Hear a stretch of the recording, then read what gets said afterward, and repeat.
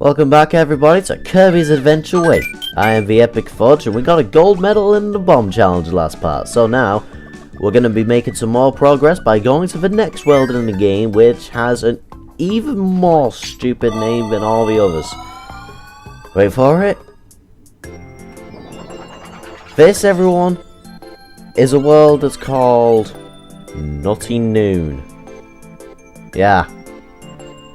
That makes no sense whatsoever. There's no nuts here, and on top of that, there's no. It's not even noon. It's like sunset for most of this world. I guess for the first stage, you could say it's around about noon, but after this stage that we're on right now, it's pretty much all sunset and nighttime. So why it's called Nutty Noon, I will never know, but I'm not gonna bother dwelling on that. This, ladies and gentlemen, is probably. In fact, no, it is my favorite world. My favorite world in the game. It's just, I don't know. The level's designed really well. I've always loved the sky aesthetics of any kind of video game, and it's a very peaceful level. It's very fun. I don't know why. It's very peaceful, yet it's also a level that I have the most fun with. And towards the end. Towards the middle and the end of this world are some of the best looking backdrops in the entire game. It's a really nice world to just kick back and relax. It's definitely one that I replay the most. Anyway, this first level is kind of a peaceful little level. You're just floating around in clouds. What I was supposed to do here was get the whip ability so that I could grab this one up. But I had an idiot moment and forgot to grab it. Not that I need a 1-up at this point. Look at how many lives I've got. Anyway, an enemy that I just killed there gives us the wing ability. And like I said, while it kind of looks useless because Kirby could fly anyway, it is actually very useful. And I think this level is definitely the most useful it'll ever be, to be fair. Like I said, I didn't actually think that I had demonstrated at this point because I forgot about the Howl route, so I'm kind of demonstrating it to you right now. But, I've already done that, so no point. Anyway, the uses of the wing ability is mainly how fast you can fly, and the fact that the wings can actually break stuff. You can actually destroy blocks with it, and you can cut through those like ropes with it as well.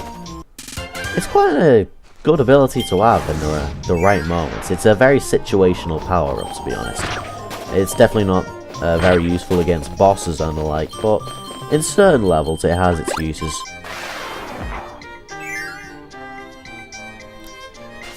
Anyway, you're supposed to have cutter and spear to go through around here, but again, I think wing is far more helpful because you can just fly over everything. And you can also cut these things with the wing ability. Because what you're supposed to do is have a cutting ability so you can, like, cut one of these ropes and that'll get you to a hidden room which gives you a gear and stuff like that. But because I have a wing ability which does that stuff anyway, I can keep hold of it without putting myself at risk of killing myself. Because again, if I end up doing a dash attack with one of the other two abilities and cut the rope that I'm on, I'll end up dying because I probably won't get a chance to float and stuff. So yeah, wing was a particularly good ability to have at that moment.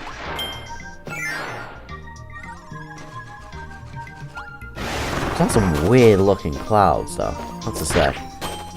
They're strangely colourful, I'll say that much.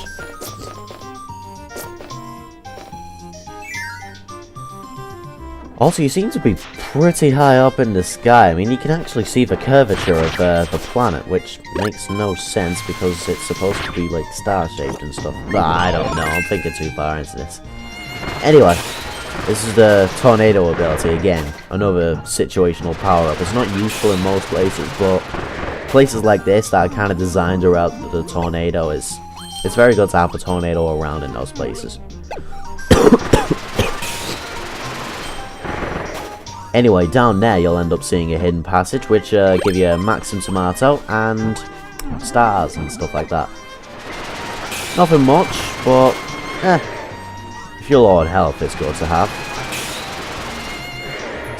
There are plenty of hidden passages in this level which I find really good. That one in particular gave us a key.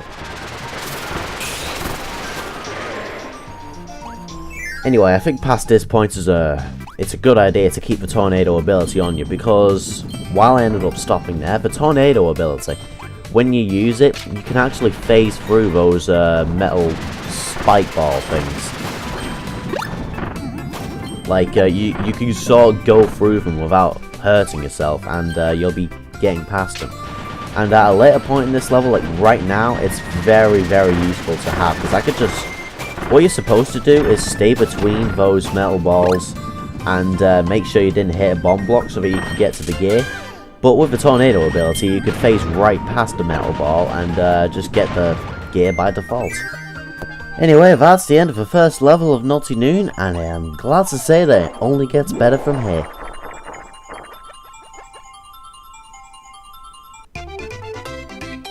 Providing the recording doesn't mess up. Anyway, it's after this point that the Naughty Noon name of this level makes absolutely no sense whatsoever, because it's after this point where it goes to all the sunset aesthetics.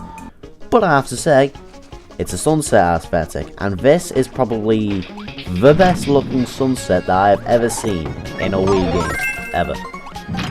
And you have to consider that it is a Wii game, so there's only a certain amount of things they can do with it. But that background right there, that looks amazing, considering it's the Wii. Hell, even the foreground that actually seems to be lit up by the sun in the background. I don't know, it just looks really pleasant and stuff. Anyway, this particular level kind of gets you used to how you use the ninja ability if you haven't been spamming it throughout the entire of World 4 and stuff like that. And there's big massive stone blocks that you need to get rid of. And there's also this really, really catchy music, which, I don't know, it just makes you feel happy, you know? It's weird, I don't know. But anyway, after this point, you want to get the bomb ability and not slaughter them like I ended up doing. And this is a... Ow! No! No! That didn't happen. Just get the bomb ability right there and just bomb that guy in the face. Or completely miss him, like I ended up doing. I have no idea how I missed him. I'm pretty sure that hits him. But anyway. Another section right here that utilizes this big massive death bomb right here. You have to make sure you're quick, otherwise it'll end up blowing up on you. And that was a direct hit. That was pretty good, I think. Anyway, this pretty much requires you to get the right angle with your bomb and hit that bomb switch. If you get the wrong angle, you'll just have to try again and stuff like that. It's the only way to do it, unless you play this game on co-op, where your friends can just get it quite easily.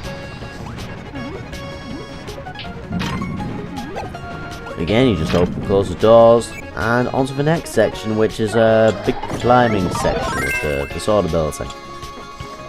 What you have to do here is make sure you pick the right switch. If you pick the wrong switch, enemies will come out, and you probably won't be able to find your way back home. Like, back up to the top. But if you press the right switch, yeah, the right way opens. Most Scarfies can stay in there. I don't care. Now, this is one of the more tricky ones, if I remember correctly. You need to get the bomb on you. It's just an ability to have, because you're onto another mini-boss, which I think is Moundo right here. Press 1 to win! Not much to talk about here, other than explosions. It's turned into a Michael Bay film, again. You just walked into that one. Bombs don't actually do that much damage, but the fact that you can just throw them constantly for ages, they can do a lot of damage over time if you just keep on throwing bombs at them. Anyway, what you need the stone ability for is to destroy, like, those little, like, stakes right there, and destroy them. But do not get the third one. There's an enemy up there that's supposed to trick you into hitting the third one. But if you hit the third one, then a stone block, like stone blocks will pop up out of nowhere and you won't be able to get to that gear. Like so. You won't be able to get past those. So you have to make sure you don't hit the third one. If there's nothing there, don't hit the thing on top of it. That's basically the best way to know how to do that. Anyway, after all of that, we are on to the next super ability area, which puts you in use of the flare beam attack. Anyway, like I said in the last part where we use this in Raising Ruins, this flare beam area incorporates actually skillful usage of the flare beam, where you have to make sure you get all of those switches on your first go. If you don't do it on your first go, then, well, the switches reset and you have to start it all over again. That's basically what you have to do. Now, these first two sections are only here for you to get used to using the flare beam for this kind of purpose. You know, to make sure that you get all the switches like that. The next two are mandatory if you want to get to the next black space area. So, make sure you don't miss it, basically.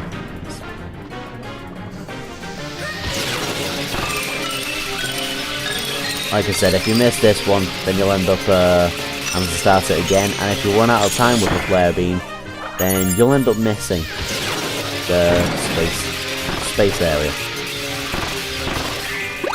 Those random Waddle Dees weren't doing a goddamn thing to me. I had a right to destroy those Scarfies, but the Waddle Dees were just walking around, not doing anything. Anyway. This, in case you haven't noticed, this is kind of in the shape of a smiley face. You've got the face, you've got the nose, and you've got the eyes. Stuff like that. Well, that's all we got time for, ladies and gentlemen. So I shall see you guys in the black space area on the next part of Kirby's Adventure Wish. See you guys there.